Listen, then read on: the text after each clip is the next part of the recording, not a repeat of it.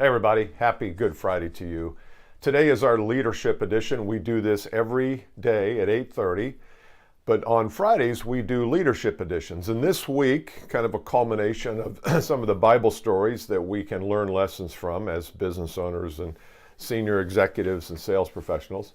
We did 4 of those. We talked about the Garden of Eden. We talked about the woman from Shunammite and the oil. Go back and watch those. We got a lot of really good comments, a couple of haters, but overall, 90% of the comments were positive. But today, I want to speak to leaders, and I want to share with you my belief based on 30 years of experience of good leaders, world-class sales leaders versus amateur leaders and managers. And the one difference I can tell, and it's a very simple change, and if you can take this with you today and filter everything you do through this lens, I think your business can explode. I really do. I've seen it happen before. And the one change you have to make is your mission. What is your mission as a sales leader? Is it to make the numbers? Is it to make sure that you get promoted, career advancement, have everybody applaud when you walk in the room? I know nobody admits that, but secretly we all kind of want that. But what is your mission? Your number one mission is nothing but bringing forth the potential in your team. That's really your mission. Now, I know you've got other responsibilities and other roles. I get that. I know there's other things you do. But the mission in terms of your role in the organization with your team is to bring forth their best. Because if you bring forth their best, guess what? Their incomes climb, their revenue climbs, their efficiency and productivity and customer satisfaction scores. Everything gets better when you can get more out of your team by bringing forth and harvesting that potential. So I always tell sales leaders, and it's part of a program we used to do, we're going to be launching it again, called the World Class Sales Leader. But before we get into that, I want to tell you about a program we're doing. It's a brand new thing we're launching on April 8th. It's called the $1 Million Seller Challenge. If you are a leader and you have people in your organization that need a kind of a reinvention and a reignition and a re-inspiration, go to it. The tuition is low. It's $47 a person. If you want to get a VIP, you can bump it up a little bit, get a little bit more coaching. But go check it out. It's at $1MillionSellerChallenge.com. $1 Million Seller Challenge. There's tons of information there. There's a video, but you just need to go check it out. And if you're not used to investing in your people, this is a good place to start. I'm not talking about $60,000 here. I'm talking about pretty low. Okay. So the title of this are the 5 indicators, and I've actually got 6 or 7 here, so it might be some bonus indicators. The 5 indicators your team is underperforming. Sometimes you can look at the numbers. That's kind of the obvious place. If 10 of your people are making quota and 5 are at 50%, you would say, well, these 5 people are underperforming. But that may be deceiving. That may be really deceiving, because some of the people who are at 100% of quota might be able to be at 150% of quota, but you don't bother them so much. You just bump up their quota next year and everybody's happy. But I'm talking about potential here. I'm not talking about numbers on a spreadsheet or a forecast.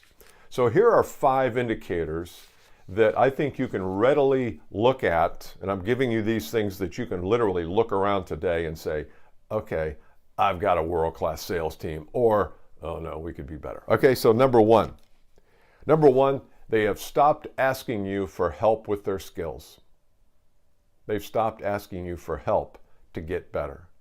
If none of your people are coming to you on a periodic basis, not talking about every day, but on a quarterly basis and saying to you, hey, what can I get better at? What would you like to see me do better at?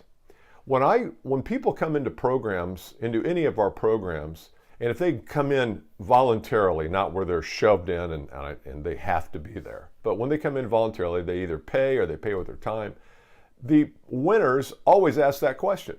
What can I do to improve? Here's my pitch. What can I do to improve it? Here's my email. What can I do to lever it up? Winners always have that attitude. If your people are not coming to you, asking you what skills they can improve, they're underachieving. They're underachieving. Because they're probably not looking at skills in the right way. They probably look at skills as something beneath them. That's for blue-collar technical people. That's not for white-collar professionals. Yes, it is. It's all about skills. If If your people are earning 100 grand a year and they could get to 500, but they're not, it's probably a knowledge or a skills problem. And I know you're going to say, well, no, it's an action problem. Well, I got to know what action to take and how to take it. Okay, so number one is they stop coming to you for work on skills. And why is that? It's ego. It's ego. If you have seasoned vets who are already good at what they do, it's their ego may not prevent that. But here's what I would do. Here's my tip. Go to each of your top team members in the next 24 hours and have a call with them and say, hey, I've noticed you're doing really well. But I also know that we all have skill deficits. We're all trying to get better. What's one skill deficit that you believe you'd like to get better at over the next 3 months? They will all know. They will know exactly what that skill is. Okay, number two. Number two is they do not adhere to any kind of process in the sales cycle. They have no process. That's how you know they're underperforming. Overperformers, high performers, speak about everything as a process. To their customers, to their prospects, to their internal people, everything's a process. If your people don't have a process and don't adhere to it and can't talk about it, they're underperforming. They're leaving money on the table. I know you say, oh, but they can wing it with the best of them. No, they can't. People don't wing it very well. All right. Here's number three indicator. You look at their LinkedIn or social media content, and it's basically not there. It's just not there. They're making inadequate use of this tool that they've been given, known as social media. I know, I can hear you. I wouldn't spend time on social media. It's a big waste of time. It can be. But guess what? There's 1 billion people on LinkedIn. And it's easy for you to say, my customers are not on LinkedIn. They're just not. They go home at night and they study, they read the Bible, they study Archimedes. No, they don't. They're on LinkedIn. Everybody's scanning. They're on it. So lose this idea that, well, my customers are not on LinkedIn, and lose the idea that it's a waste of time. Now, if your people are sitting there scrolling all day on LinkedIn, of course, it's a waste of time. But why aren't they shooting content? Why aren't they doing this? Why aren't they doing a live show every day? Why aren't they writing nice, valuable pieces of information for their clients? I've got a guy in my circle who is in one of my community continuity programs, and he posted the other day on LinkedIn. I'm not going to give you his name because you might have recognized it, but it's irrelevant. I hear this story all the time.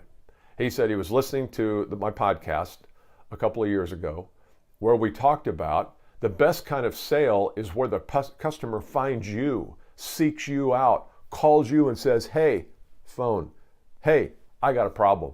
I want you to come in and help us. That's the best. You don't have to be very good at sales. You don't have to have this massive skill repertoire. You just go in and say, how can I help you? Here's what the price is. Here's the offer. Here's how it works. Okay, great. You don't have to be that good. Shouldn't that be your goal? Shouldn't that be your people's goal, is to have prospects calling them, seeking them out? Of course it is. So look around to your people today and find out how many posts, how many pieces of content have they produced in the last 30 days. That'll be your giveaway. And just because your high achievers haven't produced content doesn't mean it's right. All right. Number 4, they are not clear on your core offer. What I mean by that is, here's the exercise. Here's your assignment, should you choose to accept it. I want you to go to each of your people today, and I want you to have them explain to you the core offer. The core offer is, what is it you sell? It's your solution. If you're in accounting, it's tax and audit and business planning. If you're in the training business, it's a program. If you're selling equipment, it's the equipment, and then the offer is all the things around the equipment. Because when they buy you and buy your equipment, they get a whole bunch of things around it. I'm not talking about stuff you throw in as part of the blue light special. I'm talking about the transformation they get. We talk a lot about core offers in our program. I don't have time to go into it now. But ask your people to explain your core offer. I bet they won't be able to do it. And I bet there'll be 5 different versions of it. And that's how you know they're underachieving and underperforming, because if you aren't familiar with your core offer enough to explain it, then how effective do you think they're going to be explaining it in the marketplace? And again, forget about the numbers. I want you to disassociate yourself from the numbers. The numbers are irrelevant. It's potential. All right, the last thing then is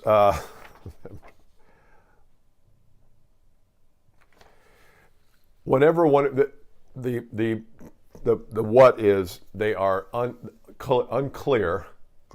They're unclear about the customer's problem or destination after a meeting.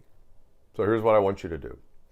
The next time one of your people is on a Zoom call, Teams call, meeting, I want you to ask them after the call, explain to me, describe to me the exact nature of their pain, their problem, their need, their desire, their goals.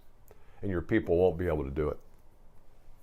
The exact nature. I'm not just talking about, yeah, they want more money, and yeah, they're spending too much money on their current service. I want more than that. If your people can't talk about that, they're leaving money on the table. And then you wonder why your closing percent is so damn low. If your closing percent's less than 20%, you're not finding this out. You're just not. So those are the 5 things. I got a couple extra here, but I'm out of time. Maybe we can do another follow-up next week. I want to hear from you what you think, what you buy into, what you don't. My role here is not to criticize your people or you. It's to say, let's focus on the mission of making our people better. And what are some indicators that lets you know as a leader that my people aren't where they need to be? If you can start to answer those questions, and these 5 things are a great way to start. If your people need a little reinvention, if you feel like you got people on your team that just aren't pulling their weight, not reaching their potential like we talked about today, go to milliondollarsellerchallenge.com. I think we have a card to put up, and where you can find out more. I'd love to see your people there. Put them all in. I mean, literally, tuition is less than $100. Less than $100 for 5 days of training. It goes 5 days, 1 hour a day. It's not all day. 5 days, 1 hour a day. I'm getting away from the webinar world because I just don't feel like it's helpful for anybody. So we're doing these challenges. We're going to be doing them every month, but April 8th is the first one. I'll see you. Have a great Easter weekend.